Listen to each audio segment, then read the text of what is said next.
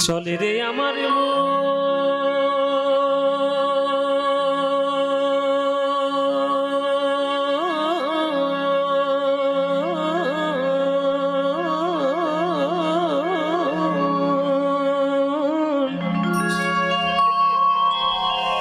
মধুর বৃন্দাবন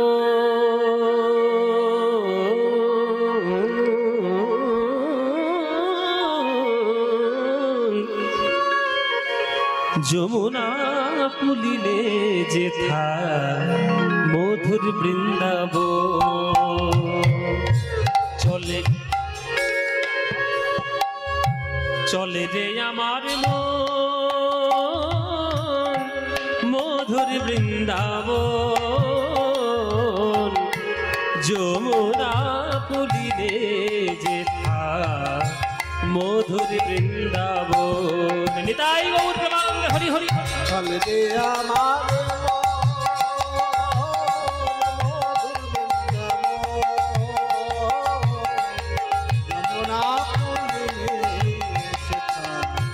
মধুর বৃন্দাবন মনরে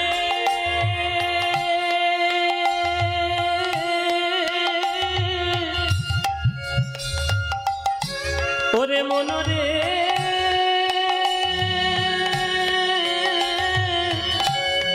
মনরে ওরে মধুর বৃন্দাবন চলে রে আমার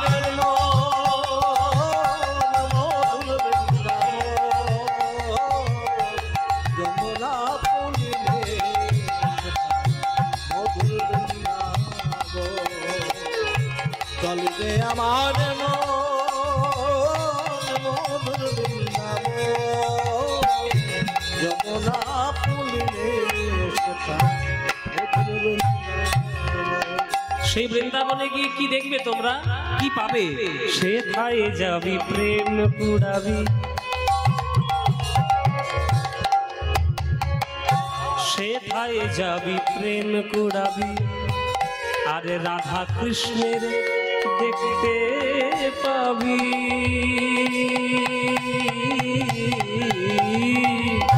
সে থায়ে যাবি প্রেম কুড়াবি রাধা কৃষ্ণের দেখতে পাবি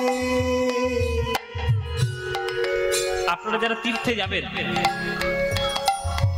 এতদিন তীর্থ করেছেন এবার পরবর্তীকালে যদি তীর্থে যেতে মনে হয় তাহলে অভক্তদের সঙ্গে করে জীবনে নেবেন না খুব বাস্তব কথা বললাম অভক্তদের সঙ্গে করে নিয়ে কোনো তীর্থে ধামে তীর্থে যাবেন না অভক্তদের সঙ্গে করে নিয়ে বেড়াতে যান দীঘায় চলে যান সিকিম চলে যান দার্জিলিং চলে যান গোয়া চলে যান বোম্বাই চলে যান সিমলা কাশ্মীর সব জায়গায় যান হনুলুলু চলে যান হনুলুলু আর হনুলুলু জাপানে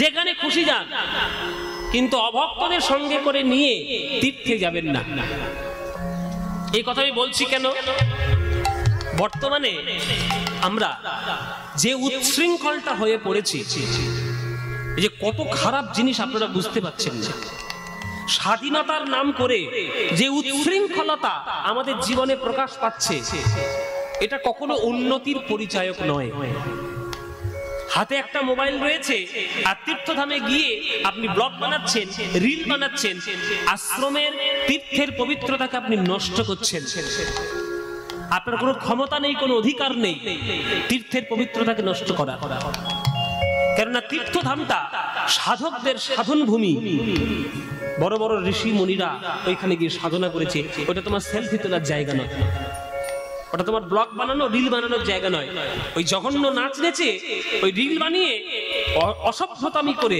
কোনো তীর্থের পবিত্রতাকে নষ্ট করা যায় না করবেন না এগুলো করতে নেই অভক্তদের সঙ্গে নিয়ে তীর্থে যাবেন না কারণ অভক্তদের সঙ্গে নিয়ে গেলেই তারা শুধু হোটেল খুঁজবে বাথরুম খুঁজবে তারা ভালো কাজে তাদের মন নেই তারা তীর্থের পবিত্রতা বোঝে না তীর্থের মহিমা বোঝে না তীর্থের গুরুত্ব বোঝে না অপবিত্র করবে আপনার যদি ইচ্ছে হয় আপনি ভক্ত সঙ্গী তীর্থে যান, আপনি ভক্ত সঙ্গী তীর্থে যান, ভক্ত সঙ্গী তীর্থে গিয়ে তীর্থের পবিত্রতাকে বজায় রাখুন, তীর্থের সুন্দরতার মহিমাটিকে উপলব্ধি করুন।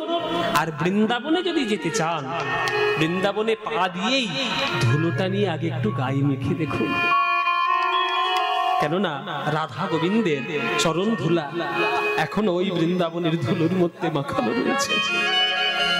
আপনি যদি হৃদয়ের মধ্যে প্রেম নিতে চান, ওই ধুলোটা একটু গড়াগড়ি দিয়ে অনুভব করুন। হে রাধে, হে কৃষ্ণ, হে গোবিন্দ, তোমার চরণে যেন আমার হৃদয়ের মধ্যে প্রেম উদয় হয়। ব্যাস এইটুকু প্রেম যেন লাভ হয়।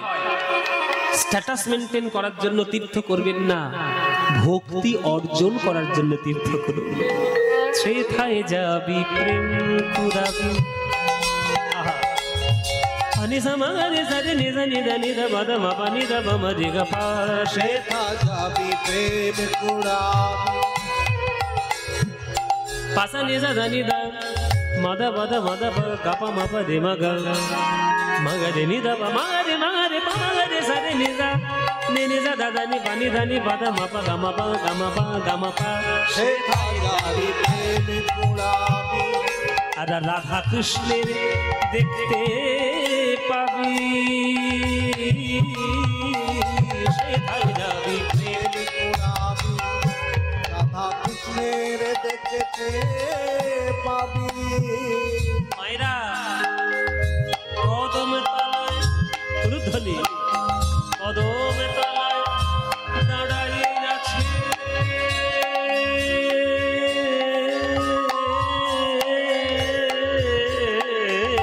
কদম তলায় দাঁড়ায়ে আছে, কদম তলায় দাঁড়াইয়ে আছে আমার রাধা মদন মোহন, যমুনা পুরিলে যেথা মধুর বৃন্দাবন, চলেতে আমার মন, মধুর বৃন্দাবন, যমুনা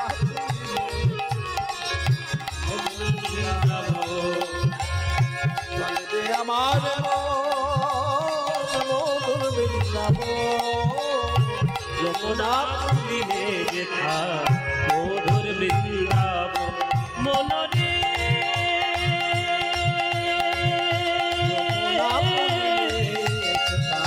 মধুর বৃন্দাবন, মনরে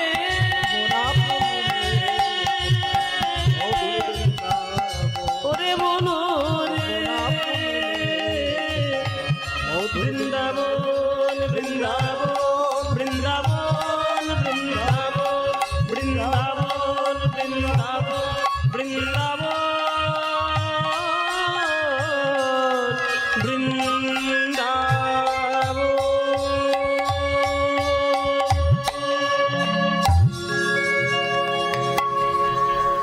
সবাই বলুন বৃন্দাবন ধাম কি, বৃন্দাবন ধাম কি, শ্রীমতী রাধা রানী কি, শ্রীমতী রাধা রানী কি, श्रीमती राधा रानी की। बोलो प्रेम से राधे राधे, बोलो राधे राधे, बोलो राधे राधे। আমরা বৃন্দাবনে এলাম কৃষ্ণের রূপ দেখার জন্য। ওই গৌরচন্দ্রিকার মতো আমার একটাই কথা, যে কৃষ্ণকে দেখেনি সে কি করে বুঝবে কৃষ্ণকে দেখতে কেমন। তাই কৃষ্ণকে দেখতে গেলে ওই বৈষ্ণব পদকর্তাদের পদাবলীগুলো হৃদয়ের মধ্যে একটু অনুভব করতে হবে। অনুভব করলেই তার মধ্যে আমরা কৃষ্ণের রূপকে দেখতে পাবো। চলো আজ আমার রাধা রানী, আমার রাধা রানী যমুনার তীরে গিয়ে কলসি নিয়ে যমুনার ঘাটে জল আনতে গিয়েছি। চারিদিকে তাকিয়ে দেখে কেউ আমায় দেখছে কিনা। রাধারানী চারিদিকে তাকিয়ে দেখছে, কেউ আমাকে দেখছে না তো। এখন পুরুষ শাসিত সমাজে নারীদের অধিকার অর্জন একটু কষ্টকর। এখন তবু অনেকটা স্বাধীনতা তারা পেয়েছে। এখন মেয়েরা যেমন এরোপ্লেনও চালায়, মেয়েরা যেমন নাসাতেও কাজ করে, মেয়েরা যেমন মহাকাশে তারাও যাচ্ছে, অধিকার যোগ্যতা তো সবারই আছে। কিন্তু আগেকার দিনে একটা মেয়ে ঘরের কাজ ছাড়া বাইরে বেরোলে বিশেষ করে বিবাহিত রমণীরা নানান ধরনের তাদের কথা শুনতে হতো। তাই রাধারানী আজকে যমুনায় যখন জল ভরছেন চারিদিকে তাকিয়ে দেখছে যে কেউ আমাকে চুপি চুপি দেখছে না তো। দেখলে দোষটা তার হবে না, দোষ হবে আমার, আমি হব কলঙ্কিনী, আমার নানান রকম কথা শুনতে হবে। এই চারিদিকে রাধারানী দেখছে। দেখে যমুনার জল ভরার জন্য রাধারানী চারিদিকে তাকাতে তাকাতে ওই কদম গাছের তলায় অধরে মুরলি ধরে আমার গোবিন্দ ভুবনে ভোলানো রূপের ডালি নিয়ে ওই জগতে ব্রহ্মাণ্ডকে মোহিত করে আজ রূপের ডালি সাজিয়ে গোবিন্দ মুরলিতে তান দিচ্ছেন, ধুনি দিচ্ছেন, সুর দিচ্ছেন। সেই অপরূপ গোবিন্দ রূপ আমার রাধারানীর নয়নে লেগেছে,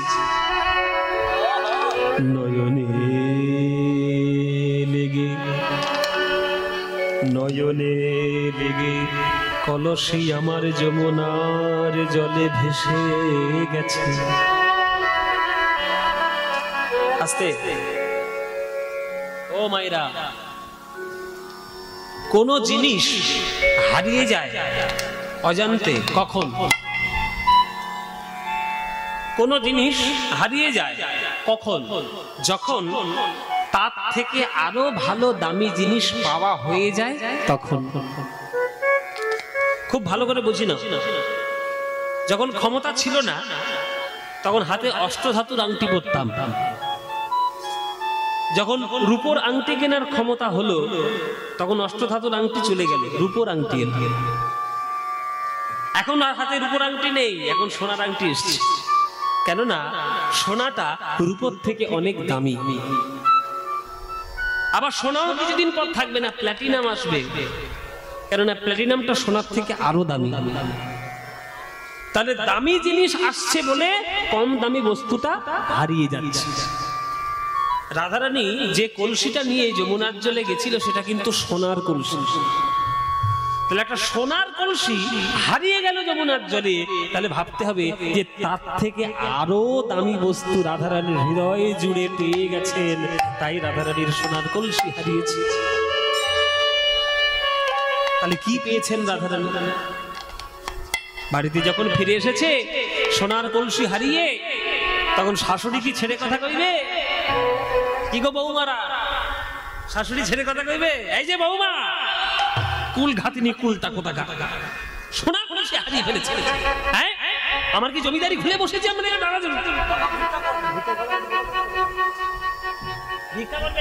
আচ্ছা বাবা আমার ভিক্ষা করতে যাবে কোমরহাটি ভক্তদের, আপনাদের সবার কাছে দান পাত্র নিয়ে আপনাদের যার যেমন ইচ্ছা প্রাণ ভরে মন ভরে দান করবেন।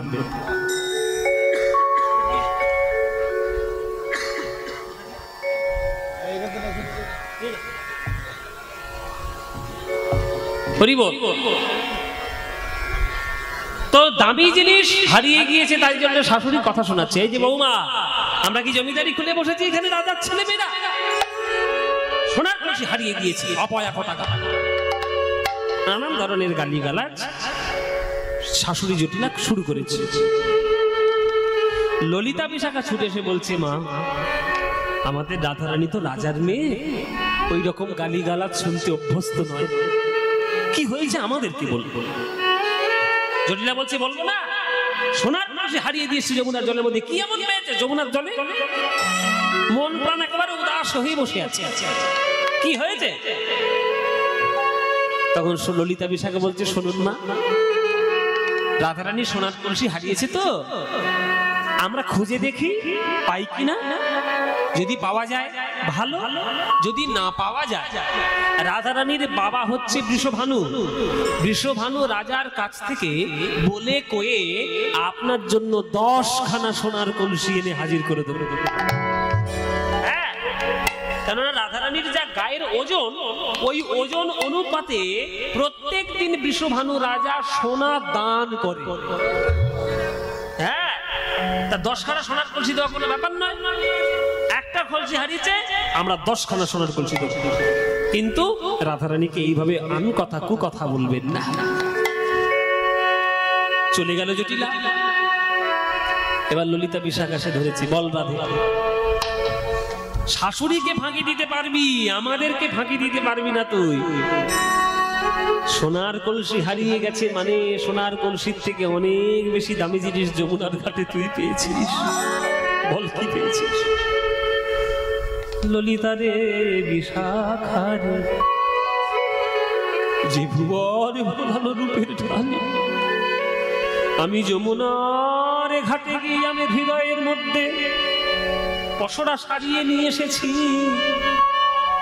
এই ভুবন ভোলানো রূপ জগতে হবে না। ওরে ললিতা রে, ওরে বিশাখা রে,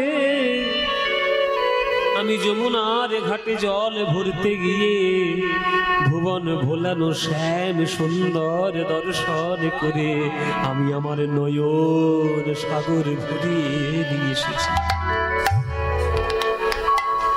ললিতা বিশাখা বলে, বল রাধে, কেমন দেখতে তোর মধু? বল, আমি দেখলাম কি জানিস? ও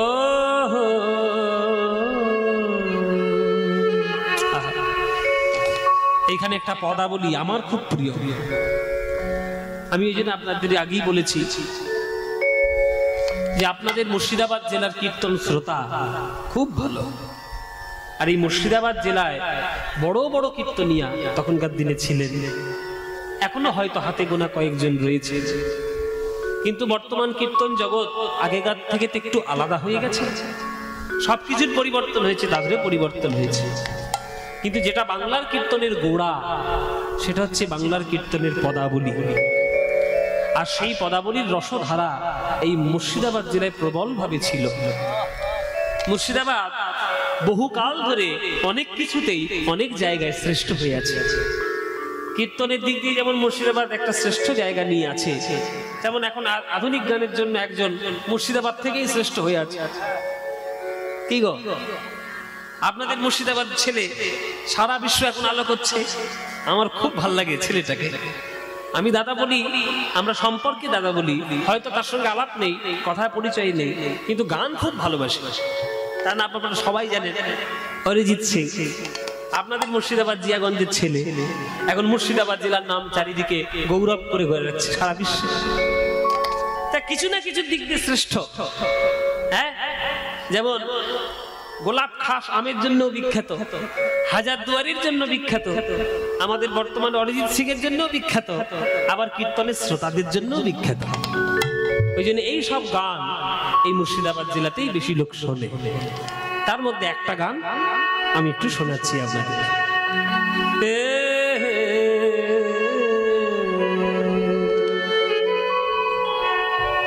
গানটি হচ্ছে গৌরী তিয়ট, তিয়ট তালের একটা বড় তালের গান, রূপের একটা গান। কিন্তু এই গানটা সবাই রূপের মধ্যে গায় না, খুব কম লোক গায়।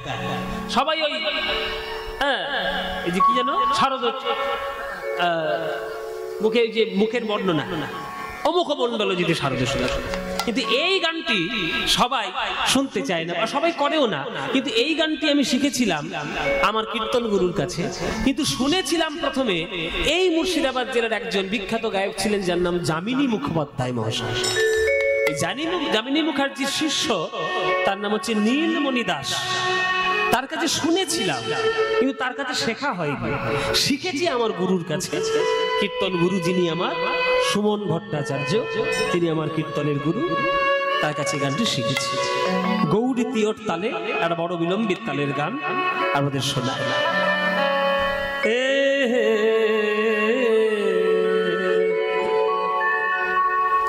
ওগো আরে কিবা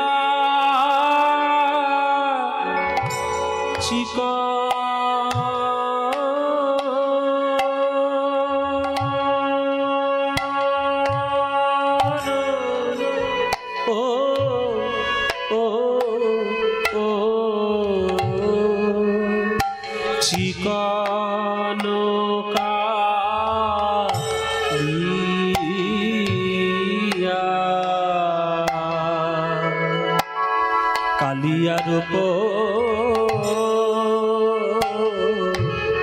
চিকন কালিয়ার মরবে লাগি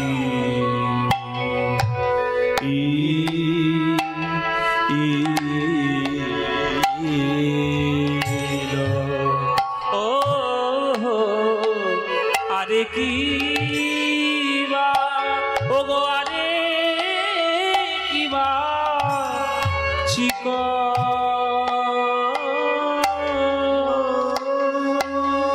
সখীরে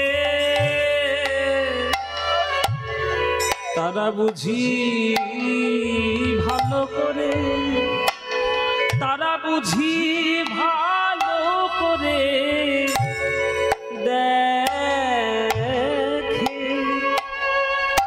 দেখে না, দেখে না, দেখে না গো, ও গো আরে কিবা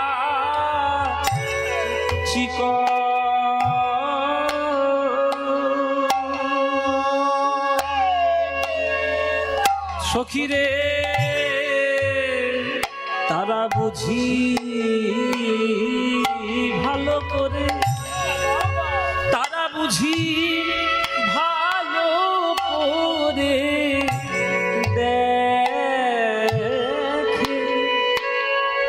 দেখে না, দেখে না,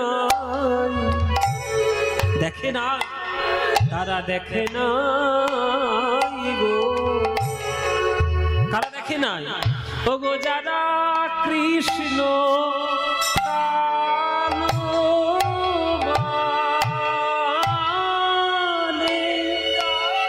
গোবিন্দের আলো,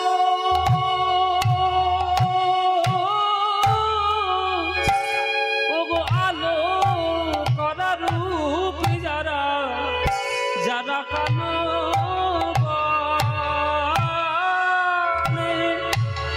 গোবিন্দের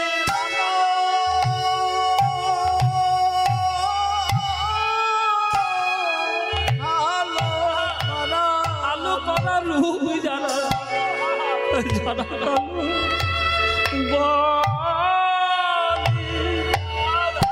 গোবিন্দের আলো,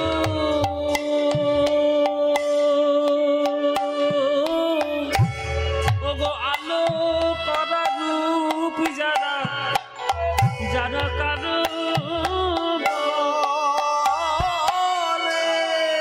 গোবিন্দের আলো,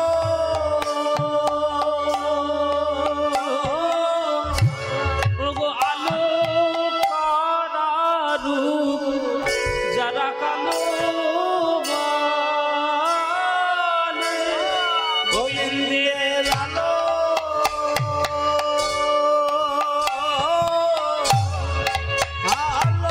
বিরাট বড় গান এটা। দেখুন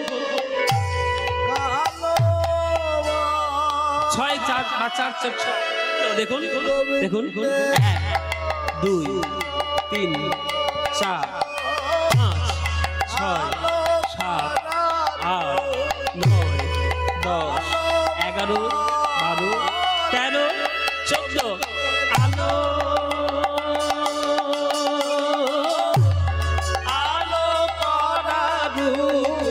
যারা কালো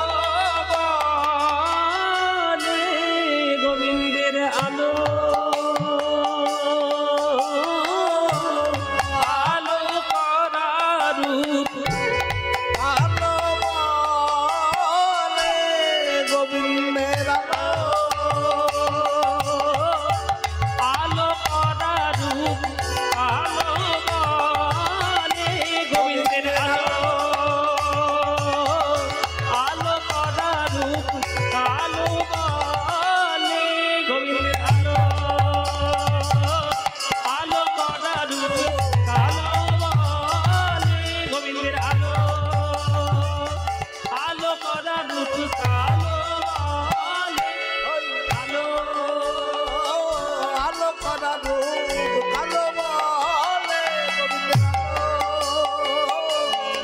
করা রূপ কালো বলে আলো আলো করা রূপ কালো বলে আলো আলো করা রূপ কালো বলে এ আলো আলো করা রূপ কালো বলে আলো আলো করা রূপ কালো বলে আলো আলো করা রূপ কালো বলে আলো আলো করা রূপ কালো বলে আলো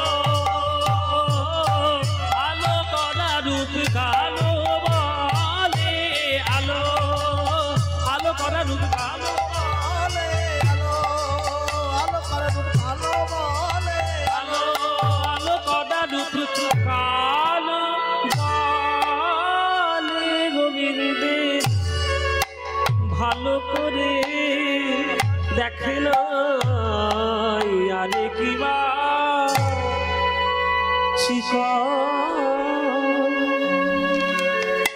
কত উঁচু স্বরের গান দেখেছেন? কত উঁচু স্বরের গান। তানপুরা ধরে গলাটা যদি ঠিকভাবে রেওয়াজ না করেন এসব গান গাওয়া যাবে না, গাওয়া যাবে না। এগুলো হচ্ছে গলা সাধার গান। কীর্তন অনেকের বলতে শুনেছি কীর্তন নাকি লোকসঙ্গীত, তারা জানে না কীর্তন সঙ্গীতকে। কোন লোকসঙ্গীতের মধ্যে বিলম্বিত তালের ব্যবহার হয় না। যারা গান বাজনা শিখেছেন পড়াশোনা করেছেন তারা জানবেন লোকসঙ্গীতের মধ্যে বিলম্বিত তালের প্রয়োগ হয় না, কেবলমাত্র শাস্ত্রীয় সঙ্গীতের মধ্যে বিলম্বিত তাল হয়। সেটা দক্ষিণ ভারতের শাস্ত্রীয় সঙ্গীত, উত্তর ভারতীয় শাস্ত্রীয় সঙ্গীত আর আমাদের বাংলার কীর্তনের মধ্যে একমাত্র আছে। ওই জন্য বাংলার কীর্তন হচ্ছে শাস্ত্রীয় সঙ্গীত। লয়, তাল, সুর, ছন্দ, গতি সব কীর্তন শাস্ত্রের মধ্যে রয়েছে। গান তো হলো পদের ব্যাখ্যা, পদের লাইন কি, পদের কথা কি? চিকন কালিয়া রূপ মরমে লাগিল ধরনে না যায় মোর হিয়া। তোমায়রা এই তাল তালিম সম্বন্ধে তোমরা হয়তো একটু কম অবগত থাকবে, তোমাদের হয়তো খুব ভালো লাগে না, কিন্তু মানেটা শুনতে হবে। বলছে চিকন কালিয়া রূপ মরমে লাগিল। চিকন শব্দের অর্থ কি? চিকন শব্দের অর্থ বিভিন্ন জায়গায় বিভিন্ন রকম। মানে বাঙালদের কাছে একরকম, মানে পূর্ববঙ্গের বাঙালদের কাছে একরকম, পশ্চিমবঙ্গে একরকম, আবার এই পদাবলী সাহিত্যের মধ্যে আরেক রকম। এখানে তোমাদের বাঙাল আছে নাকি? হ্যাঁ সব আছে, তোমরা সবাই বাঙাল তাই না? সব আছে।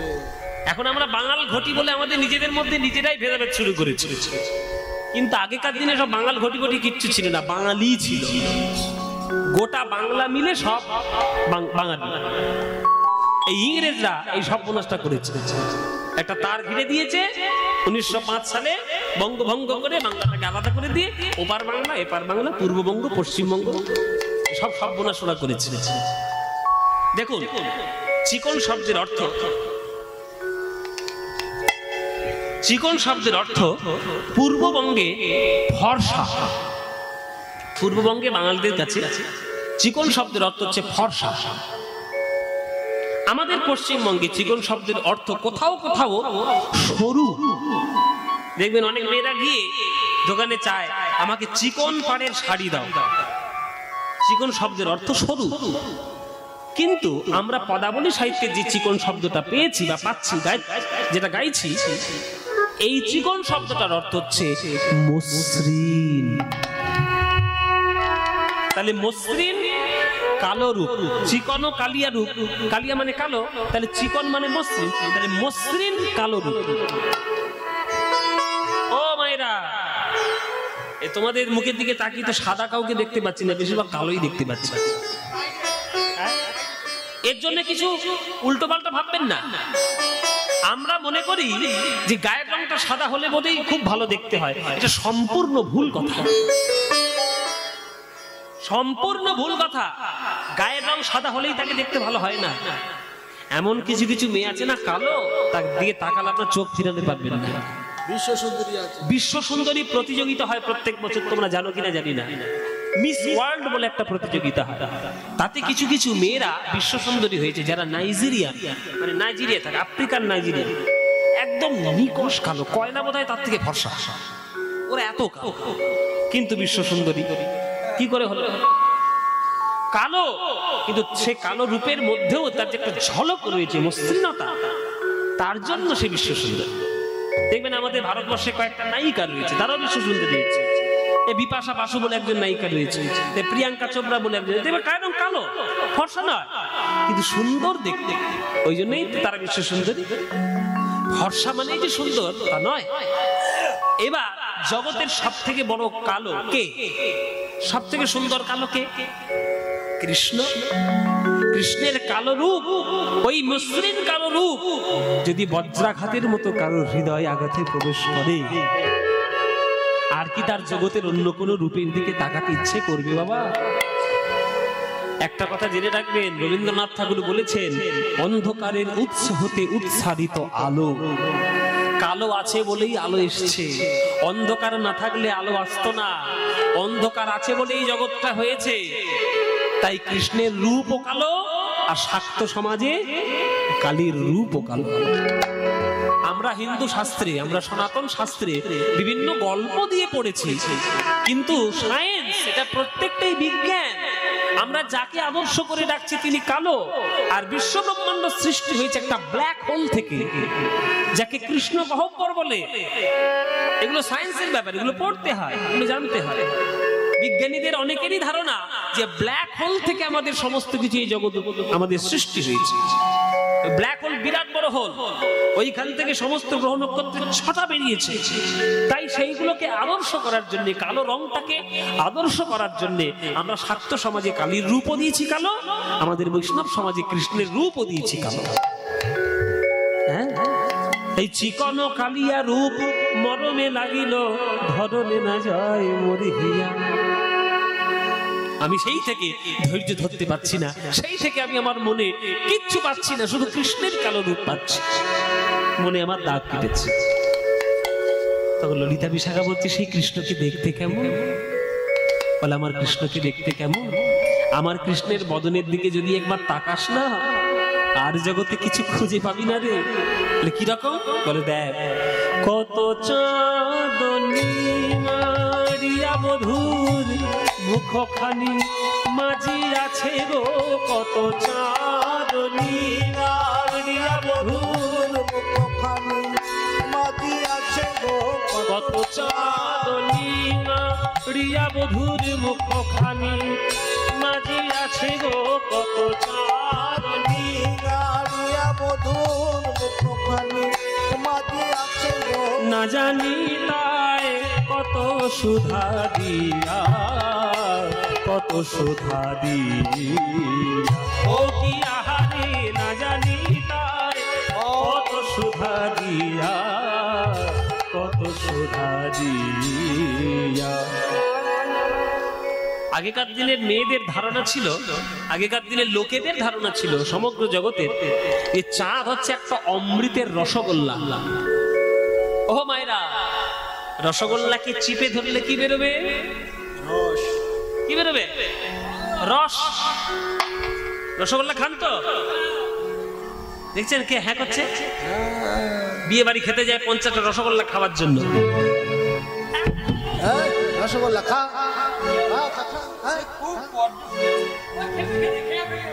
তারা রসগোল্লা চিপলে কি,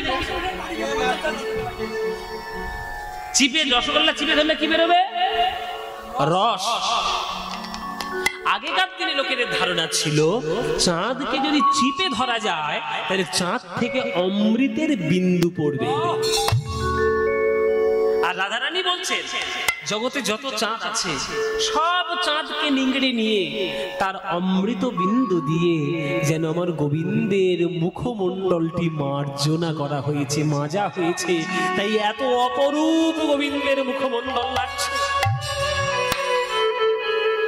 কত চাঁদ নিঙারিয়া বধুর মুখখানি মাঝি আছে গো, না জানি তার কত সুধা দিয়া, কত সুধা দিয়া, ও কি আহারে, না জানি তার কত সুধা দিয়া, কত সুধানি আমার গোবিন্দের মুখমণ্ডল, সেই মুখমণ্ডলটাই যেন কোটি কোটি চাঁদের রূপ, চাঁদের অমৃত বিন্দু দিয়ে আমার বধুর মুখমণ্ডল তৈরি হয়েছে। সেই মুখমণ্ডলের মধ্যে সব থেকে সুন্দর জায়গা কোনটা? একটা মন্দিরের মধ্যে যেমন গুরুত্বপূর্ণ জায়গা হলো তার গর্ভগৃহ, তেমনি গোবিন্দের বদনের মধ্যে গুরুত্বপূর্ণ স্থান কোথায়? অধরের দুটি কুল জিনিয়া বাঁধুলি ফুল, অধরের দুটি কুল জিনিয়া বাঁধুলি ফুল, অধরের দুটি কুল জিনিয়া বাঁধুলি ফুল, অধরের দুটি কুল জিনিয়া বাঁধুলি ফুল, হাসি খানি তাহাতে মিশায়, হাসি খানি তাহাতে মিশায়। মায়েরা, অধর কাকে বলে? অধর কাকে বলে? যদি বলতে না পারো কালকে থেকে লিপস্টিক পরা বন্ধ করে দেবো, বলে দিলাম। কর্তার পকেট থেকে পয়সা চুরি করে শুধু লিপস্টিক কেনা, হ্যাঁ? অধর বলতে পারবে না। এই অধর বলতে কটা ঠোঁট? দুটো ঠোঁট বলে, দুটো ঠোঁট। তো দুটো ঠোঁটের মধ্যে কোনটা অধর? কোনটা? মায়েরাটা বেলেট আছে, বেলেট কেটে দিয়ে উপরের ঠোঁটটা।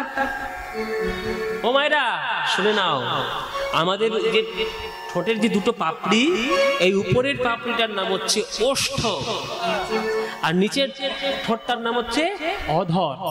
এবার তোমরা যেখানেই গোবিন্দের ছবি দেখবে, মূর্তি দেখবে, তোমরা নিশ্চয়ই জানো গোবিন্দ যখন বাঁশিটা ধরেন, বাঁশিটা কোন ঠোঁটে ধরেন? উপরের ঠোঁটে না নিচের ঠোঁটে? হ্যাঁ, উপরে না নিচে? নিচে।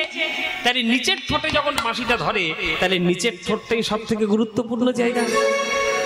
ওইখান থেকেই তো অধরামৃত সুধা পাওয়া যায়, ওইখান থেকেই তো সঙ্গীতের জন্ম হয়, ওইখান থেকেই তো 6 রাগ 36 রাগের জন্ম হয়, ওই অধরের কোণেই তো ভুবন ভোলানো মুখের হাসি লেগে রয়েছে।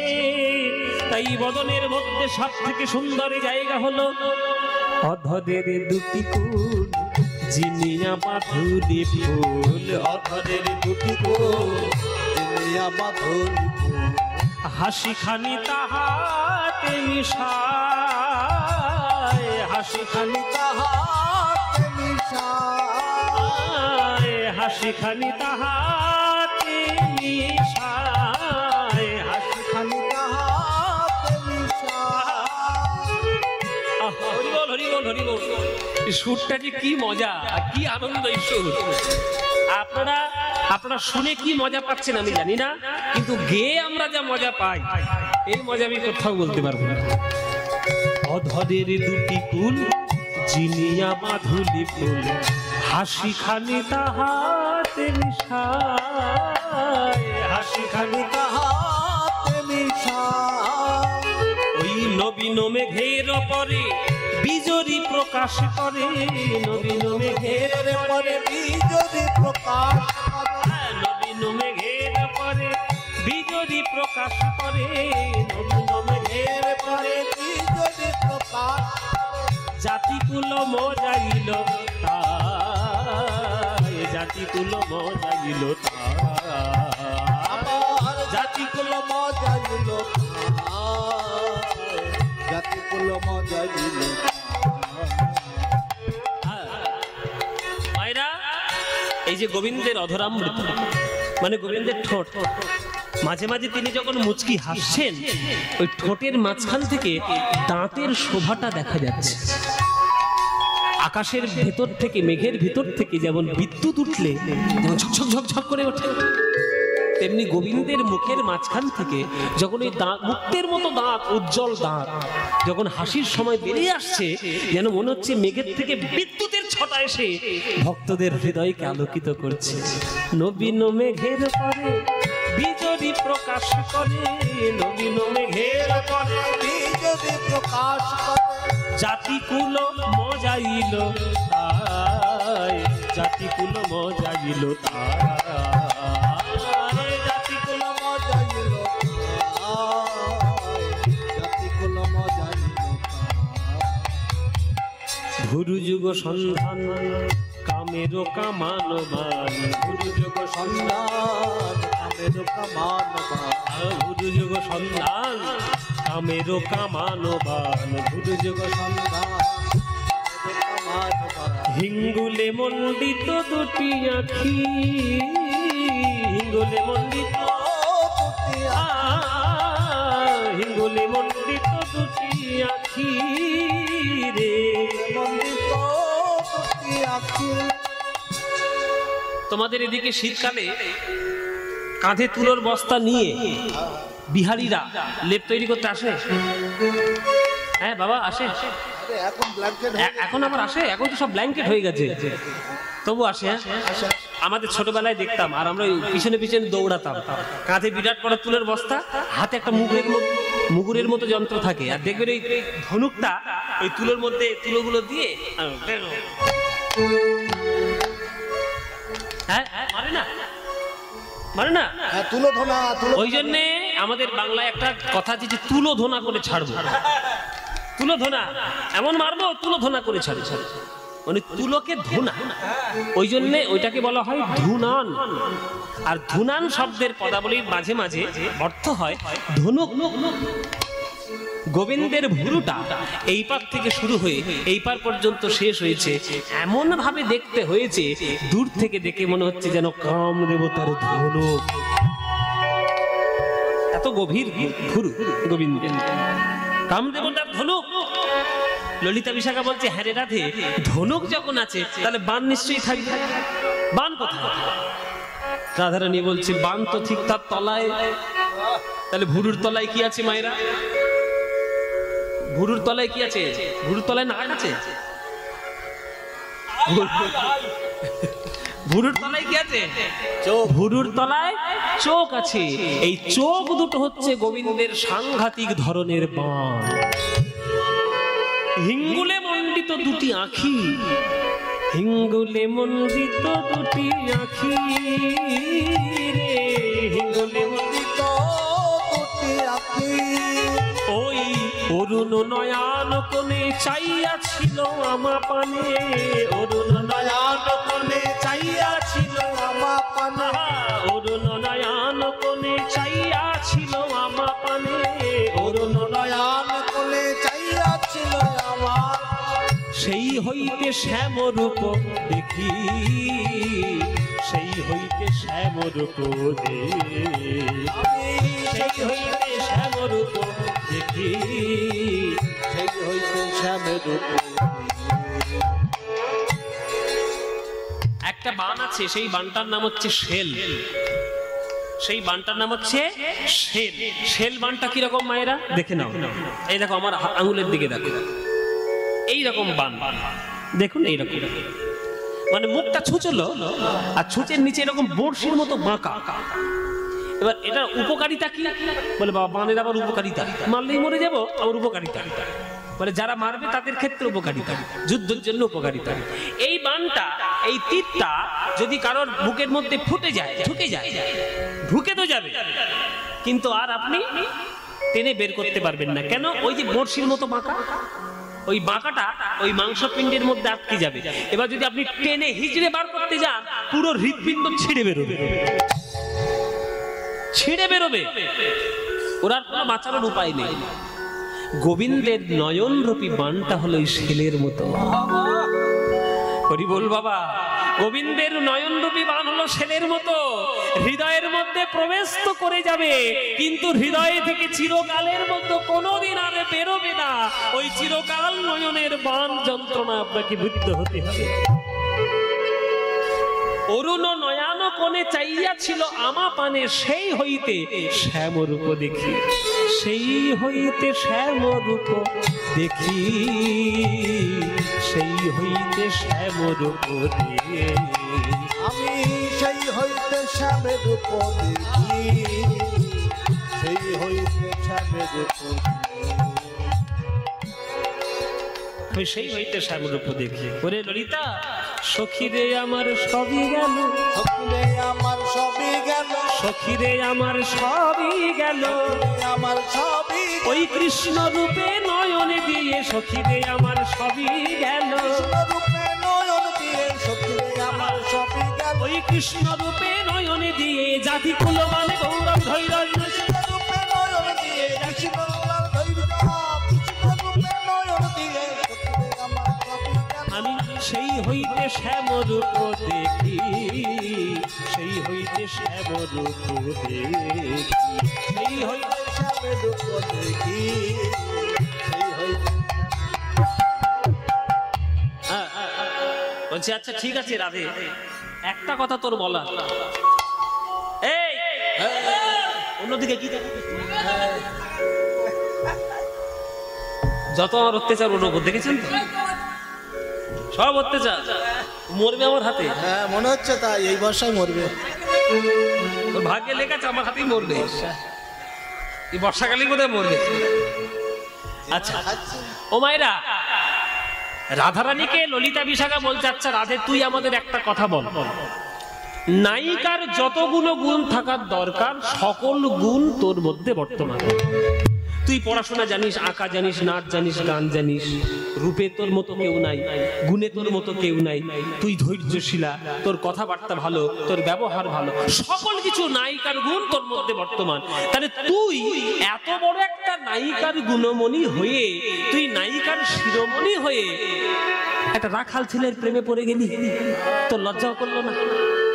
কোথায় একটা গুরুচারণ রাখাল। দেখবেন বাবা, আপনারা যা সব সিনেমা দেখেছেন, বেশিরভাগ ক্ষেত্রে সিনেমায় দেখানো হয় নায়ক বড় লোক, নায়িকা গরিব লোক, নইলে নায়িকা বড় লোক, নায়ক গরিব লোক, এরকম দেখানো হয়। এবার সেই যখন বাড়ির লোকেরা বলছে তোর এত বড় সাহস, এত বড় টাকার মালিকের ছেলে হয়ে তুই একটা ওই দরিদ্র ঘরের গরিব ঘরের মেয়ের সঙ্গে প্রেম করে দিল, একদম না, তোর বিয়ে দেবো না, এইরকম সিনেমায় আমরা চিরকাল দেখে এসেছি। সেই রকম কথা ললিতা বিশাখা রাধারানীকে বলছে, বল রাধে, সকল গুণমণি হওয়া সত্ত্বেও তুই একটা রাখাল ছেলে প্রেমে পড়লি, তোর এই সপ্তর্ষি কাণ্ডটা কখন থেকে ঘটলো রাধা?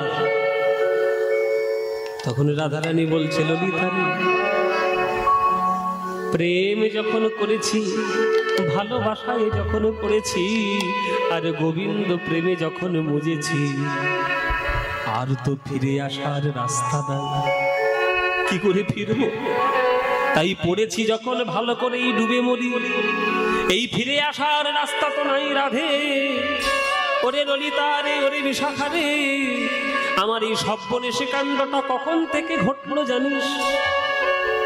যমুনার জল হইতে উঠিয়া আসিতে পথে, যমুনার জল হইতে উঠিয়া আসির পথে, যমুনার জল হইতে উঠিয়া আসিতে পথে, যমুনার জল হইতে উঠিয়া আসির পথে। দেখুন সুরটা, গানের সুরটা কত অপূর্ব সুর। দেখুন একটু আলাপ করলে বোঝা যাবে। যমুনা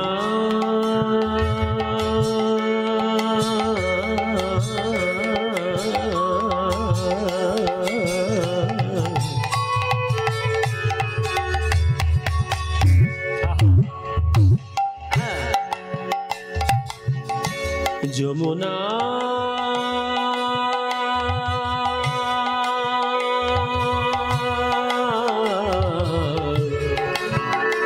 যমুনা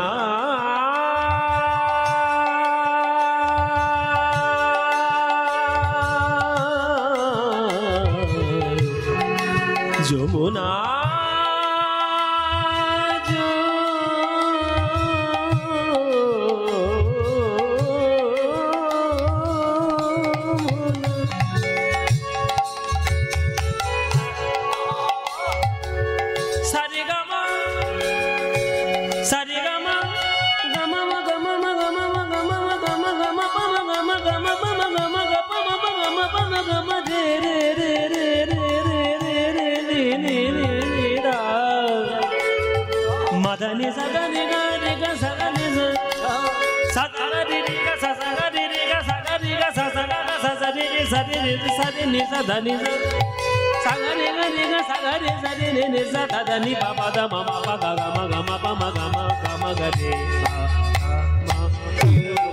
জল হইতে উঠে আসির পথে যমুনার জল হইতে উঠি আসে শীতে পথে যমুনার জল হইতে উঠে আসিতে পথে সই কিবা অপরূপ তনু সই কিবা অপরূপ তনু জ্ঞান দাসেতে কয় শুধুই সে সুধাময় জ্ঞান দাসেতে কয় শুধুই সে সুধাময় জ্ঞান দাসেতে কয় শুধুই সে সুধাময় জ্ঞান দাসেতে কয় শুধুই সে সুধাময় গোকুলে নন্দের বালা কালো গোকুলে নন্দের বালা কালো আমার গোকুল নন্দের বালা কানু গোকুল নন্দের বালা সেই দিন থেকে সবই গেল সখী রে আমার সবই গেল সেই দিন থেকে সবই গেল সেই দিন থেকে সবই যেদিন যমুনার কুলে দেখে এলাম সেই দিন থেকে সবই গেল যমুনার কুলে দেখে এলাম সেই দিন থেকে সবই যেদিন যমুনার কুলে দেখে এলাম ওই ভুবন ভোলানো রূপ যমুনার কুলে দেখে এলাম ভোলানো রূপ যমুনার কুলে দেখে এলাম ভুবন ভোলানো রূপ যমুনার কুলে দেখে এলাম ভুবন ভোলানো রূপ যমুনার কুলে দেখে এলাম দেখে আমার সবই গেল এই আমার সবই গেল ওই গোকুলে নন্দের বালা কালো গোকুলে নন্দের বালা কালো আমার গোকুল নন্দের বালা কানু গোকুল নন্দের বালা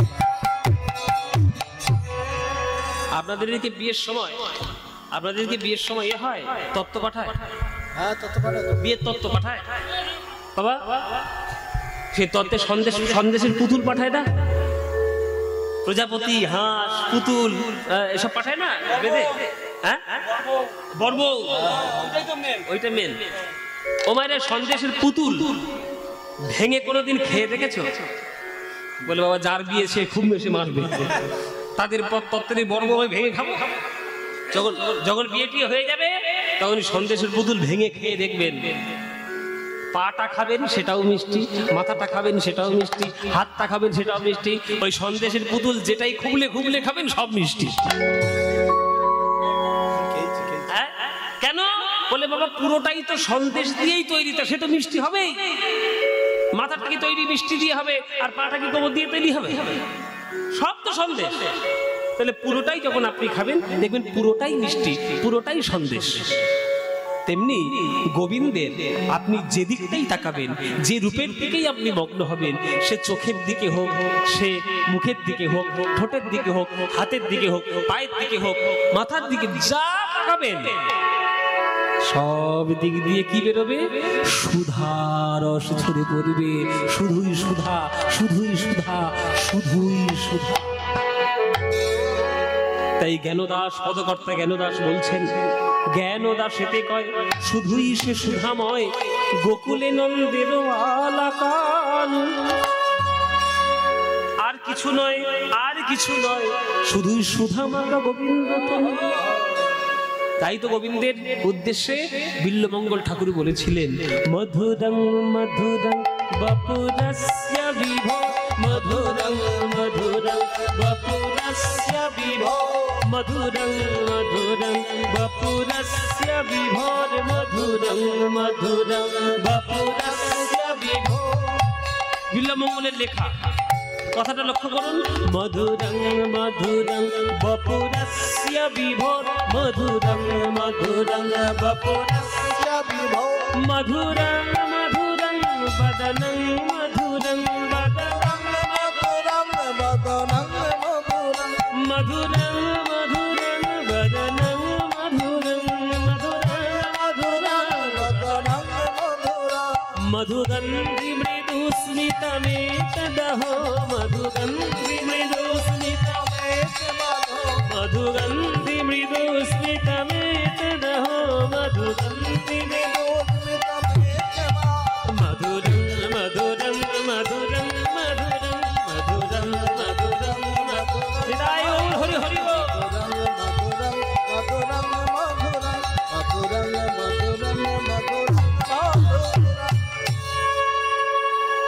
মানে কি মধুরং মধুরং বপু বপু মানে কি বাবা যারা বাংলা পড়াশোনা করো, বপু মানে কি?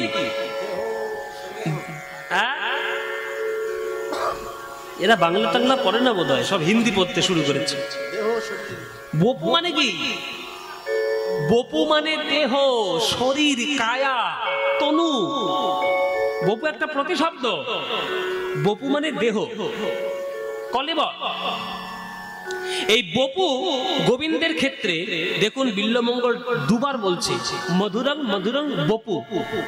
ভক্তরা জিজ্ঞেস করছে দুবার বললেন কেন? মধুরং, দেহটা দুবার মধুর বললেন কেন?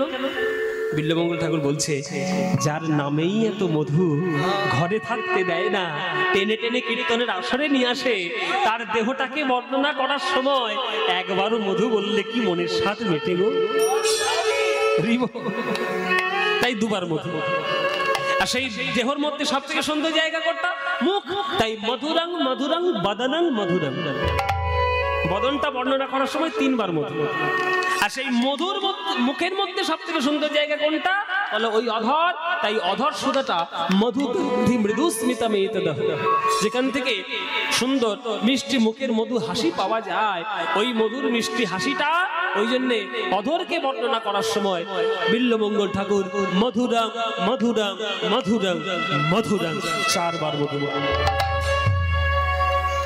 তাহলে যে গোবিন্দ রূপের ডালি সাজিয়ে নিয়ে আজ বৃন্দাবনকে প্রভাব করেছে, গোপীদের মন হরেছে, ভক্তদের মন গলিয়েছে, সেই গোবিন্দ যখন কুরুক্ষেত্রের মাঠে অর্জুনকে বিশ্বরূপ দেখিয়েছিলেন, সেটাও কিন্তু একটা রূপ।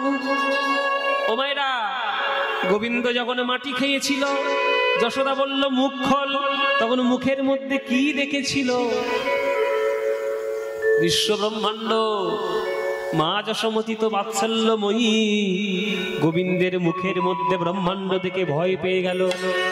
ছেলের আমার মনে হয় ভূতে ধরেছে, ছেলের বোধহয় কিছু অমঙ্গল হবে, তাই ছুটে গিয়ে শিব ঠাকুরের মন্দিরে গিয়ে প্রার্থনা করলো আমার গোপালকে ভালো করে দাও, চিন্তা দূর করে দাও। ওই জন্য সেই মহাদেবটার নাম হচ্ছে চিন্তাহরণ মহাদেব, বৃন্দাবনে আছে চিন্তাহরণ মহাদেব। মা যশোমতী ভয় পেয়ে গেল প্রেমের জ্বালায়, ভালোবাসার ভয়। আর অর্জুনকে যখন বিশ্বরূপ দেখিয়েছে, তখন অর্জুন তো সহ্যই করতে পারলো না। হে প্রভু, তাড়াতাড়ি ওই রূপটা বন্ধ করো, আমার সর্বনাশ হয়ে যাবে, মরেই যাবো বোধহয় দেখতে।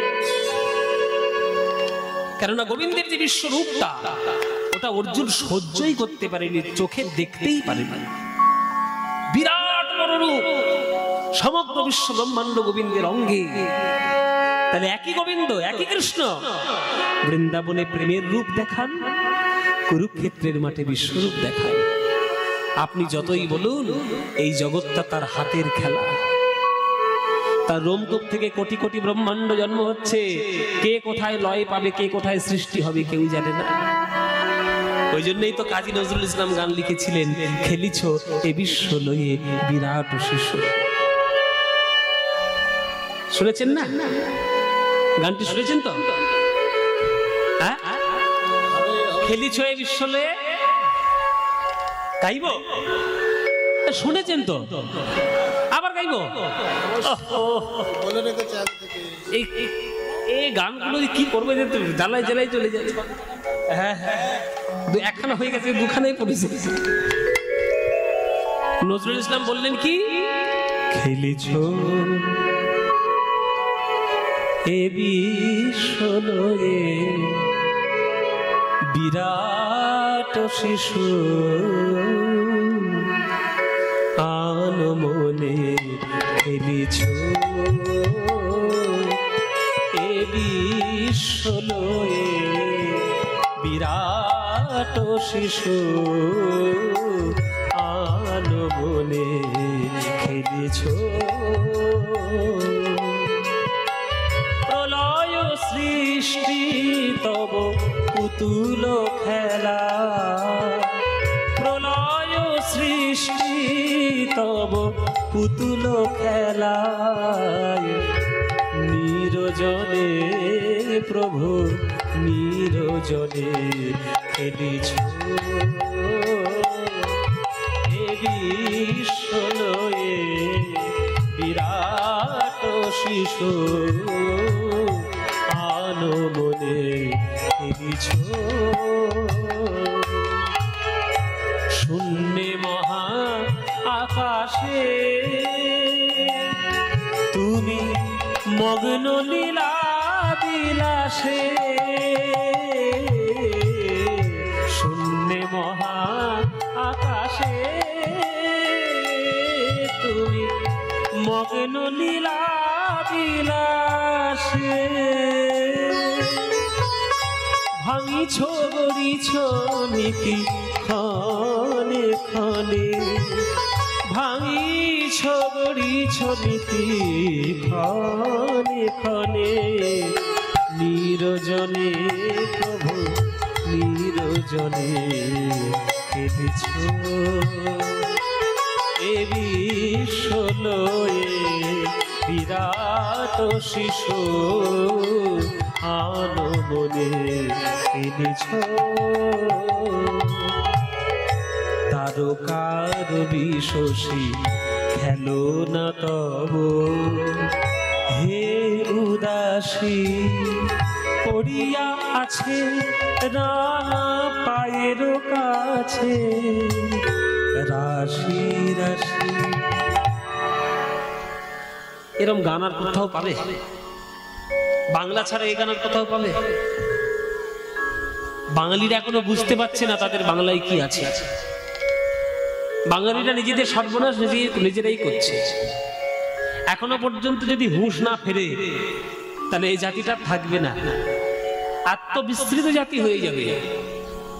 এই নজরুল ইসলাম আমাদের বাংলায় যে কি দিয়ে গেছেন, আমরা নজরুল ইসলাম শুধু একটা নজরুল জয়ন্তী করলে নজরুল ইসলামকে সম্মান জানানো হয় না। তিনি যখন বেঁচে ছিলেন তার খাদ্য খাবারের কেউ ব্যবস্থা করে দিতে পারেনি, অসুখে অসুখে লোকটা মরে গেছে। সত্যি আমরা শিল্পীদেরকে সাহিত্যিকদেরকে আমরা সম্মান দিতে পারি না। আমরা আমাদের মাথায় ঠুকে দেওয়া হয়েছে, আমাদের মাথার মধ্যে প্রবেশ করে দেওয়া হয়েছে যে তুমি একটা ভালো চাকরি করলে তুমি যখন সমাজে একটা শিক্ষিত নাগরিক, আর তুমি শিল্পী, তুমি গান লেখো, তুমি গান করো, নাচ করো, তোমার কোনো ভ্যালু নেই। এটা মাথার মধ্যে ঢুকিয়ে দেওয়া হয়েছে। কিন্তু শিল্পী হওয়া, কবি হওয়া, সাহিত্যিক হওয়া সবার পক্ষে সম্ভব নয়। 5 একে 5, 5 দুগুণে 10, 3 5 15, a square plus b 2ab plus b square, নানান রকমের সূত্র আপনি সব করতে পারবেন, কিন্তু নজরুল ইসলামের মতো একটা গান জীবন লিখতে পারবেন না, জীবনে পারবেন না। ওটা লিখতে গেলে সরস্বতীর বিশেষ কৃপা থাকার দরকার, সরস্বতীর বরপুত্র হওয়ার দরকার, তবে পারবেন, নইলে হবে না।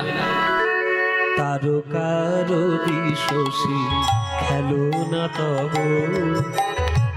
হে উদাসী পড়িয়া আছে রাঙা পায়ের কাছে রাশি রাশি নিত্য তুমি হে উদাস সুখে দুঃখে অবিকার নিত্য তুমি হে উদার সুখে দুঃখে অবিকার হাসিছ খেলিছ তুমি আপন শনে হাসিছ খেলিছ তুমি আপন শনে নিরজনে প্রভু নিরজনে খেলিছ এ বিশ্বলয়ে বিরাট শিশু আলো মনে খেলিছ এ বিশ্বলয়ে বিরাট শিশু আলো মনে খেলিছ খেলিছ খেলিছ।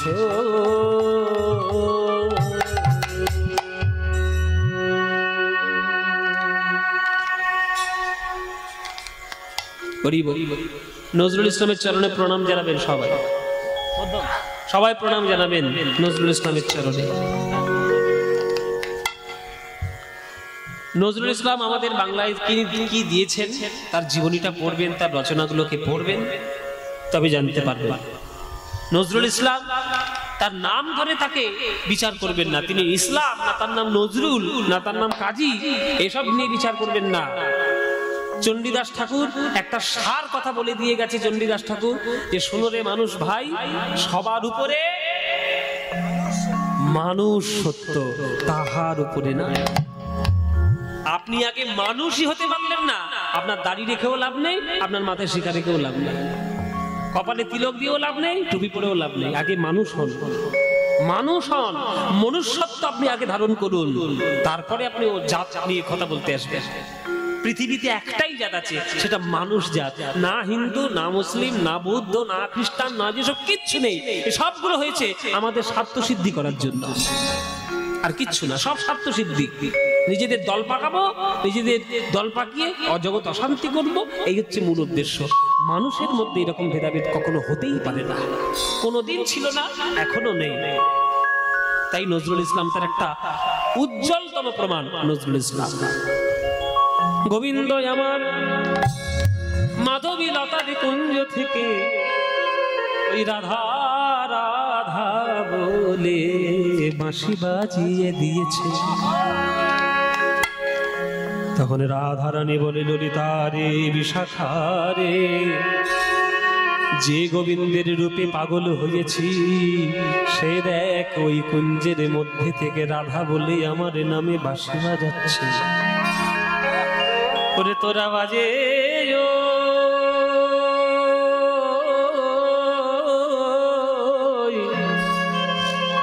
ওরে বাজে বাজে বাজে,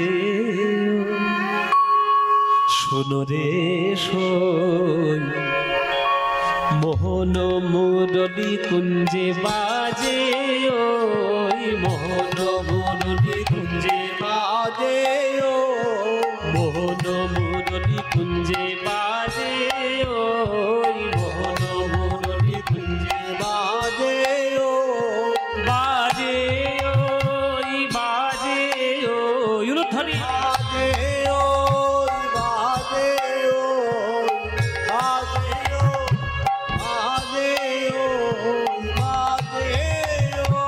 বাজে মোহন মুরলী কুঞ্জে বাজে, ওই মোহন মুরলী কুঞ্জে বাজে। তোদের বাজে কানের কাছে, আমার বাজে প্রাণের মাঝে, বাজে কানের কাছে, আমার বাজে প্রাণের মাঝে, ওরে তোদের বাজে কানের কাছে, আমার বাজে প্রাণের মাঝে, বাজে কানের কাছে, আমার বাজে প্রাণের মাঝে। দিলাম গোবিন্দের দোহাই, রাম গোবিন্দের দোহাই, দিলাম গোবিন্দের দোহাই, রাম গোবিন্দের দোহাই। যাবি কি না যাবি তোরা বল সই, যাবি কি না যাবি তোরা বল সই, মোহন মুরলী কুঞ্জে বাজে, ওই মোহন মুরলী কুঞ্জে বাজে, ওই মোহন মুরলী কুঞ্জে বাজে। ও মায়েরা, তোমরা যাবে নাকি? কে কে যাবে? কে কে যাবে? রাধারানীর সঙ্গে কি করে যাবেন নাকি? কে কে যেতে চাও? যারা যারা যেতে চাও উলুধ্বনিটা ভালো করে দাও।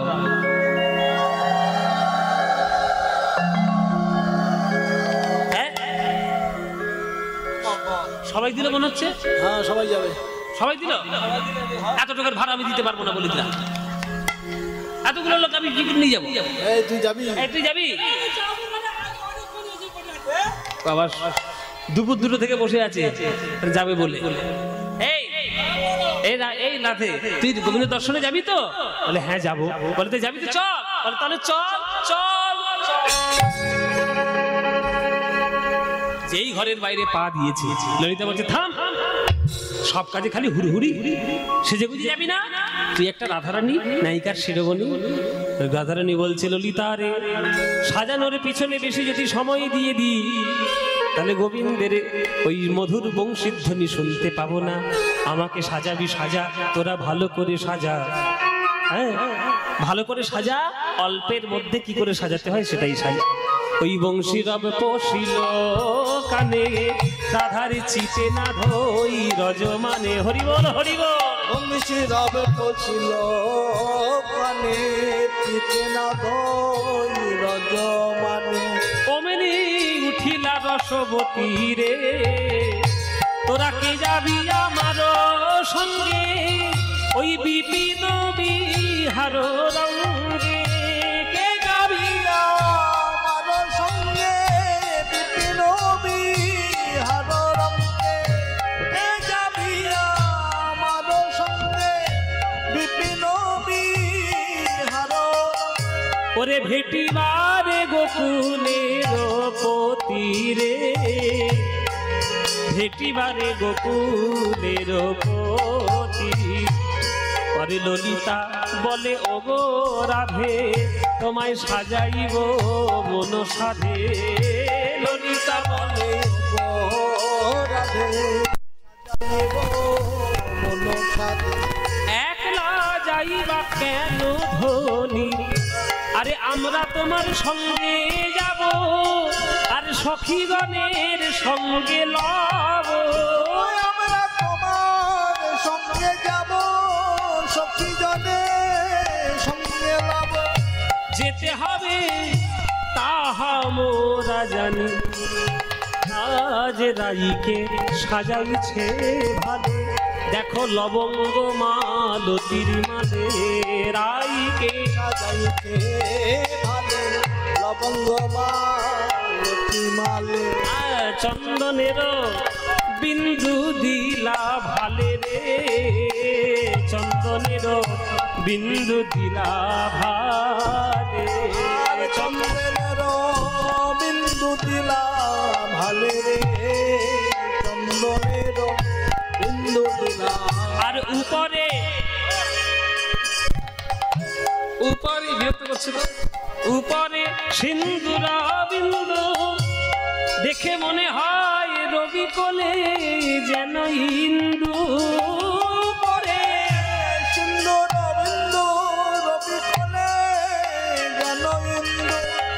হেরি সবে নিমিক হতে দিল, হেরি সবে নিমিক হতে দিল।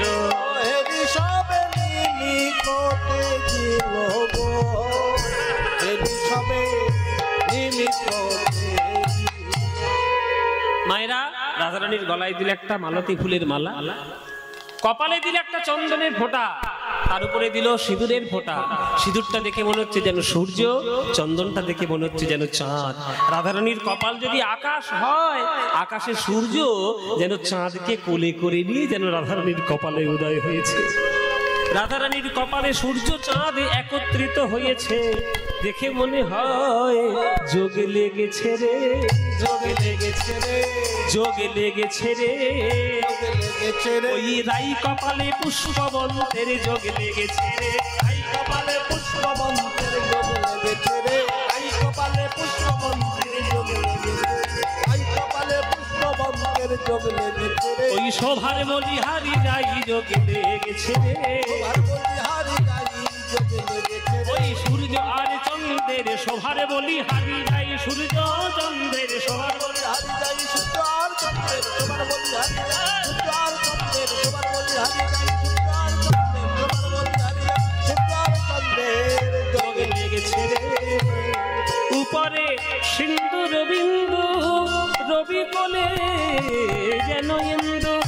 হেরি সবে নিমিখ তেজিল গো, হেরি সবে নিমিখ তেজিল। রাই ধ্বনি ভূষণ পরে, মনোহরের মনোহরে ধৈর্য ধরিবা কিবা আনে গো। গোবিন্দ দাসেতে কয় এ তো তুলনা নাহি কহায়। গোবিন্দ দাসেতে কয় তুলনা নাহি কহ। আকাশের চাঁদ যেন নামিয়াছে ভূমে রে, চাঁদ যেন নামিয়াছে ভূমে, চাঁদ যেন নামিয়াছে ভূমে রে, চাঁদ যেন নামিয়াছে ভূমে। হাতের 10টা নখ 10টা চাঁদ, হাত পায়ের 10টা নখ 10টা চাঁদ, রাধারানীর কপালেও চন্দনের ফোঁটা, সেটাও একটা চাঁদ। তাহলে টোটাল কটা চাঁদ? টোটাল কটা চাঁদ হলো? 21টা। আকাশে একটাই চাঁদ আছে, তাতেই এত আলো। আকাশে যদি 21খানা চাঁদ ওঠে তখন কি আর চাঁদ বলা যাবে বাবা? তখন চাঁদ বলা যাবে না। যেন চাঁদের মালা চলেছে, যেন চাঁদের মালা চলেছে, এ তো বিশ্বভানু মালা নয়, চাঁদের মালা চলেছে, বিশ্বভানু মালা নয়, চাঁদের মালা চলেছে, বিশ্বভানু মালা নয়, চাঁদের মালা চলেছে, বিশ্বভানু মালা নয়, চাঁদের মালা চলেছে। ও তার হাতে চাঁদে পায়ে চাঁদে, চাঁদের মালা চলেছে, হাতে চাঁদে পায়ে চাঁদে, চাঁদের মালা চলেছে, হাতে চাঁদে পায়ে চাঁদে, কপালে চন্দন চাঁদে, হাতে চাঁদে পায়ে চাঁদে, কপালে চন্দন চাঁদে, হাতে চাঁদে পায়ে চাঁদে, কপালে চন্দন চাঁদে, হাতে চাঁদে পায়ে চাঁদে, কপালে চন্দন চাঁদে, হাতে চাঁদে পায়ে চাঁদে, কপালে চন্দন চাঁদ, চাঁদের মালা চলেছে। চাঁদ যেন নামে আছে ভূমে, চাঁদ যেন নামে আছে ভূমে। আকাশের চাঁদ যেন নামিয়ে আছে ঘুরে। বলে মায়ের উপাসনা না করলে তো শক্তিমানকে পাবি না, শক্তির উপাসনা না করলে শক্তিমানকে পাওয়া যায় না।